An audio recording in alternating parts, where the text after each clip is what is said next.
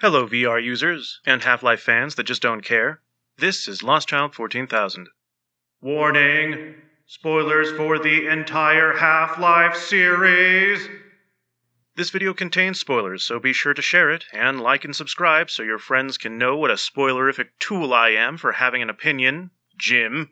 Remember to like and follow on social media. Now for the rest of you that have either played it already, or the fans that just don't care because they haven't acquired the necessary headgear yet, here's my thoughts on the series. Are you ready? Half Life Alyx is Episode 3. I know it sounds completely retarded, but bear with me now, it is. When the turd sandwich that was the Half-Life 3 confirmed meme first twisted its neck around 270 degrees to stare in my direction like I was the last one in the room holding a gun, I had actually not yet played any of the Half-Life games. Yeah, I was pretty much annoyed by the whole concept, only having secondhand knowledge of the situation, but my opinion hasn't really changed that much. So, having a subpar PC for gaming at the time, I decided to download Steam and play Postal like it was Christmas 1999. Then, still unable to avoid the mutated mess of the fandom, I downloaded Half-Life 1, and I made sure to play through all of it.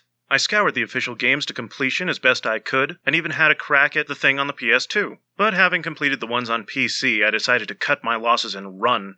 I mean, I had just played over 36 hours worth of shooting at aliens in a desert lab zone.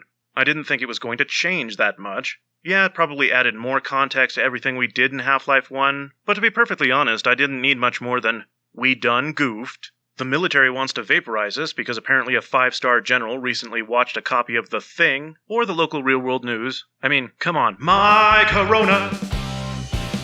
And the scientists are scrambling to make sure the alien portals are closed all the way. Gordon runs in, kills the totalitarian alien dictator, and sets the alien shock troops free. Thereby, he closes the portals, has officially caused enough of a racket to attract the attentions of the other aliens that the first aliens were hiding from, and then gets a job offer from a third kind of alien, apparently on the same power level as the other aliens. And having freshly come off from playing Doom and Postal, I could totally understand what was so special about it. It had slow moments, it had fast moments, it had characters, not just enemies, it had realistic weapons and gravitational physics, and it had AI that was less of a bullet sponge and more of a tactical challenge. Plus, there was a constant undercurrent of early 90s sci-fi that didn't play like an 80s action movie. Well, unless that action movie just so happened to be Die Hard. Plus, I could see the echoes of the first-person shooters and puzzle games that I had enjoyed years earlier, even then. And now, for anyone that was listening closely to the start of this broadcast, let me try to make my bullets land a little closer to home this time. I hadn't played Half-Life 2 at all, not until just over a month ago, at time of writing, and when I did, a shower of memories came back from the spiritual Half-Life 3s that I had played growing up. Granted, some of them dropped the formula to experiment around a little more, some didn't know what they had whatsoever, and thought that a shooter with some storyline and a gimmick were good enough to push out on launch.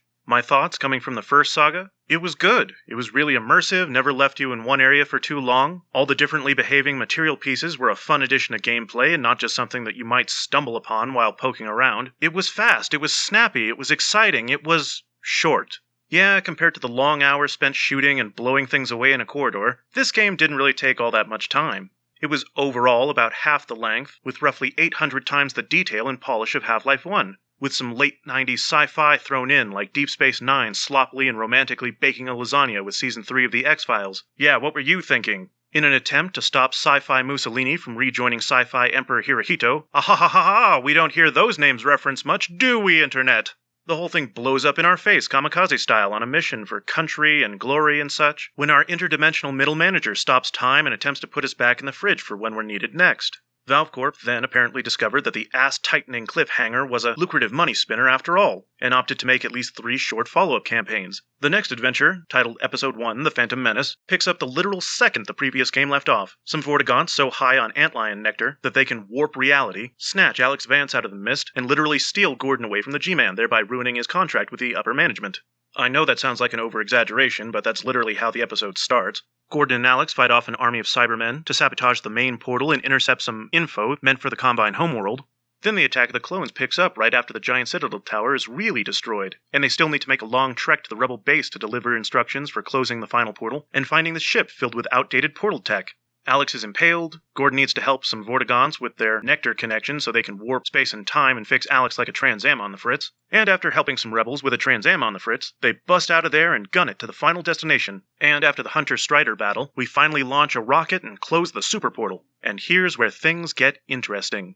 G-Man makes Alyx tell her father a line which basically means, "Bad things are going to happen to you thanks to my agenda. Or just because I chose to let you become collateral damage.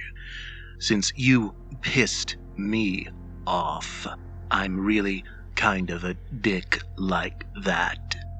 They launch the rocket and the portals finally close. And just as they're making plans to save Alex's father's traitor girlfriend from the Arctic portal ship, the group gets ambushed and Eli gets alien tentacle raped in the brain. So, presumably, the alien tentacle rape monster knows everything that he knows. And here's where things get retarded. Apparently, the Revenge of the Sith was supposed to see us go to the Arctic in order to discover the ship caught in a quantum state of being there and not being there. Gordon would kill the brain in a jar that was once Mussolini. Alyx would kill the traitor girlfriend. They'd both board the time ship and discover the Combine homeworld in some other galaxy far, far away. A hyper-advanced Dyson sphere wrapped around a star. G-Man would show up and decide to take Alyx away, because I guess she's up for grabs after her father and stepmother are killed, and Gordon is taken away by some Vortigaunts high on nectar, I guess. And true to Eli's final wishes, the portal tech is destroyed in a stupid attempt to spit on the Combine homeworld, and Gordon is brought back to Earth a couple of decades into the future. Psych! Haha, yeah, you thought you were going to quest for Alyx again, didn't you? It was set in the far-flung future. Maybe Gordon would stumble onto Chell and team up with GLaDOS in an attempt to enact Portal Life, man versus machine.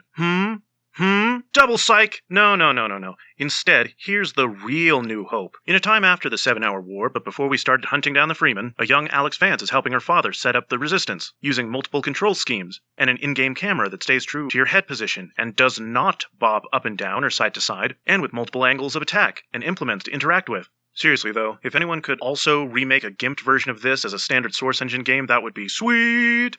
Alyx sets about doing chores in City 17 and trying to bring down a floating building. They find out it's a prison, and they assume that Gordon Freeman is being held there after achieving God status, due to the death of the Nihilith.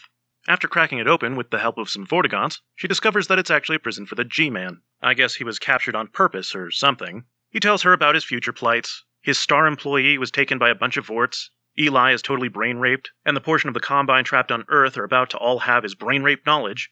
"But this is a once-in-a-lifetime opportunity," he implies. "You could save your father for the price of an overloaded glove taser and eternal servitude to me." And I think I know what a majority of players ended up doing at the end of the game. The sensible thing. Power down the system and hide under the bed with the Epistle 3 transcript and a stuffed Gabe Newell doll. Oh, wait, no. Sorry, that's what I would do. No, instead, players ended up tasering the piss out of the psychic telekinetic alien boss that we were helpless to stop last time, and then were jammed back into the orange power gauntlets of Gordon Freeman. Yeah, that's right. Gordon is still in the employ of the Vortigaunts, and Alyx is still in the clutches of the G-Men, except now Eli is alive and his girlfriend is still alive, and we still have a portal ship and a giant robot. Gee, I wonder where this could be going. Okay, so was this a leap back for you, or could you see this whole thing coming from the beginning? Yes. So this whole time you've been stringing us along, or else you needed to fix something in the past and strung us along anyway. Yes. So you've either rendered the unforeseen consequences line meaningless, or you're cheating and gave Eli back to the Vortigaunts, and you took our tech ninja Alyx for seemingly no reason at all. Yes, exactly.